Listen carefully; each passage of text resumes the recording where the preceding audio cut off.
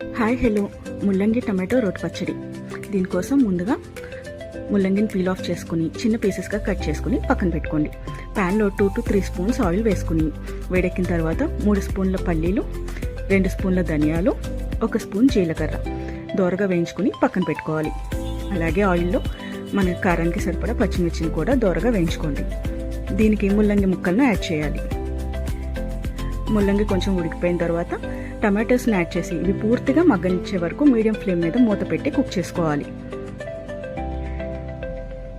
ఇవి పూర్తిగా మగ్గిపోయిన తర్వాత చిన్న నిమ్మ సైజ్ చింతపండును కూడా యాడ్ చేసుకుని 4 లేక 5 వెల్లుల్లి రెబ్బలను కూడా యాడ్ చేసుకుని కొంచెం 2 minutes కుక్ చేసుకుని చల్లార్చి పెట్టుకోండి.